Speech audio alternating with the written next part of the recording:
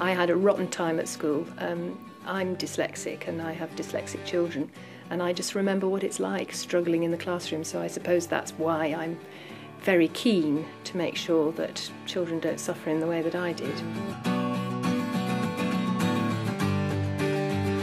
Head teacher Katie Briley's school days experience led her to develop a passion for handwriting, a passion she's translated into a whole school policy, which has real benefits for special needs pupils. The SEN children, yes, they find it difficult at first, but as long as you keep going with it and you just practice that daily 5–10 minutes, they can do it. You know, my 2 SEN children use beautiful entry and exit strokes on their letters. Handwriting is a critical skill for special needs pupils. And while the whole school benefits from the policy, experts like the National Handwriting Association believe that special needs pupils derive additional benefits from being taught good handwriting skills. They place a great deal of emphasis on handwriting because they know how much it contributes to the process of the children being able to produce work. This programme looks at how the leadership and staff of North Owram Primary School near Halifax in West Yorkshire operate their handwriting policy. It's one which can be duplicated by other schools. There are no financial costs to it at all, and there's no scheme to be bought. All the resources are made by us. But why is handwriting so important for special needs pupils? It certainly can be a limiting factor. Some children have to think very hard about every letter that they're going to write. They forget what they want to write. They forget the sentence, even though they had it in mind, because they've got to think really hard. What letters? How do I spell the word? And how do I write these particular letters? And your memory can't hold that much information, so the composition actually suffers. And the policy has 3 main planks. Pupils are taught to write in a cursive script. Let me try it one more time. You watching? And all around the orange. Have a go. What you're going to do? They're taught in short, punchy 10-minute blocks. You're going to watch. How many letters do I need to write the sound I? 3? I need 3 letters. Yeah, well done. Yeah. And teachers use multi-sensory and other fun techniques to reinforce learning. If you give it a shake, it'll disappear. And now try and make it even bigger. That's lovely. The head decided to introduce a system of teaching handwriting based on cursive script, at least in part, because it has significant benefits for SEN pupils. If you could sort them out so they haven't really got space. When I first came to the school, there seemed to be 2 methods of handwriting, two different schemes. The first in the infants was a printing method. When they got into year 3, they were then taught how to join their handwriting, and a scheme called CRIPS was used. And I've always felt that we make handwriting extremely difficult for children, particularly for children with SEN. I did a diploma in specific learning difficulties, and this was an area that I studied quite substantially. And I've always felt that cursive writing should be taught from the very start for a number of reasons. One is because it's consistent then all the way through the school. You're not being taught 2 different ways of doing something. And another because research shows that it really aids with the learning of spelling, particularly for children who have difficulty in learning spelling patterns. Night, night. Right, right, right. And another reason is because every letter starts on the line. You're not having to remember which letter starts where and how to form it, because every letter is the same. So I think particularly with special needs children, they need to know, they need some consistency. And I think it's confusing if you're putting lots and lots of different methods in front of them. Learning cursive script is, say the experts, an excellent way for SEN pupils to acquire handwriting skills. It enables the hand to just flow from one letter to the other. It's very important to develop an automatic approach to writing, to letter formation and producing the letters in the first instance, because unless you have that automaticity, you really do have to think about how to write each letter. Let me turn around. One way to prevent pupils becoming bored by handwriting practice is to teach it in 10-minute blocks. Year 2 teacher Tamara Davis is a fan of the little but often approach. My SEN children in this class really struggle with concentration. So when we do handwriting, we concentrate on 10 minutes. 10 minutes here and there, because you don't want to bore them, and then that puts them off. You know, we really try and make it as quick and as snappy as possible. Fingers? We just do a little bit of practice, you know, 5 minutes every day, and then we'll have like one handwriting session a week. And it's just going over sounds and letters that they're familiar with and reinforcing that. Over the year, you see that confidence. And then by the end of the year, the lower ability children will have started joining up. And they will be able to then join in with the rest of the class. And it's really nice to mix up the partners again, so that, you know, one of the more able children can help one of the less able with their joining up. And they work really well. Right, everybody. And of course, making the whole thing fun helps too. Stand up. Sit down. Show me your fingers.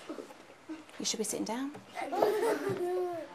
This is where a multi-sensory approach seems effective, particularly in Year 1. Look at what you're doing. There'll be a number of different ways the children can practice their letters. There'll be sand for them to write in.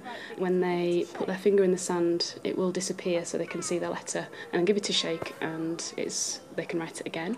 Down her hair and give her a curl. Good girl, that's lovely. There's carpet, which is a bumpy texture, so they can feel the letter as they write it.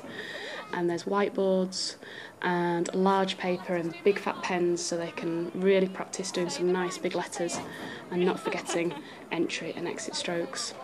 And round the apple and down the leaf.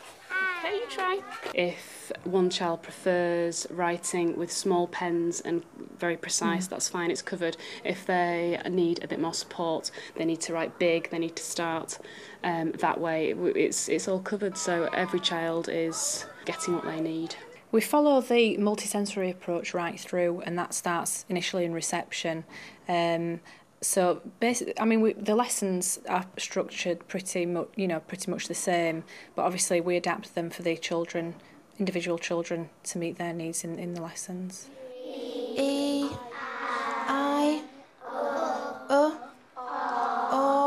I model the sound to the children, and the first few times I do it, I encourage them just to watch. So they're seeing the pattern, they're seeing the direction of movements, and then we use magic pencils. So we're forming the letters as big as possible, because that helps children get the correct direction. Right.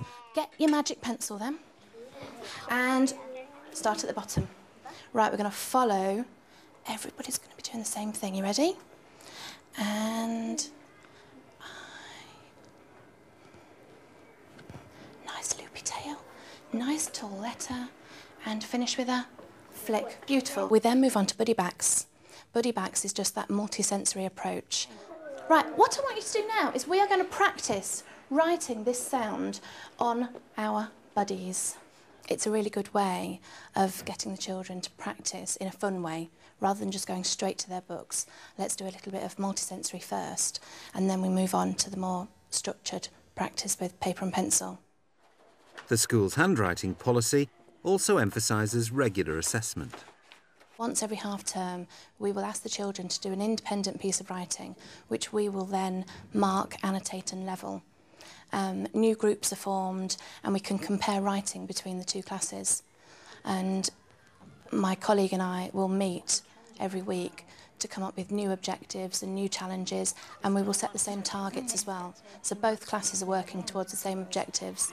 But what my class are doing is they're doing a normal piece of writing and going back to single individual letters. So I think between us, it's giving them lots of encouragement to have a go and join it up.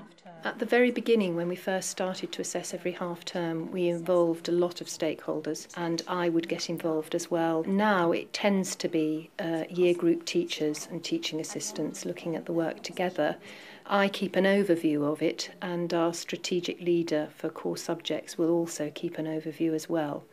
But other than that, really it's up to the year group teachers. We can pick the book up and we can see from nursery, because they do it in nursery, where you know, the progress, how they've progressed, if they haven't progressed, and where we need to then look at our planning, look at our teaching, and you know, it may be that for many of our SEN children that the more formal approach that happens as we move further through Key Stage 1 isn't always appropriate, and we need to move back and take a step back for those children sometimes.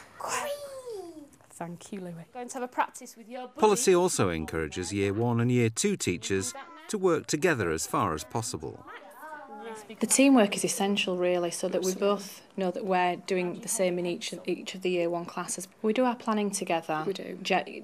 You know, for the curriculum, but handwriting is something that, well, we both, as I mentioned before, we both carry out similar activities in class, but obviously it depends on the children and the individuals that we have in our own class, and we have to meet their needs specifically.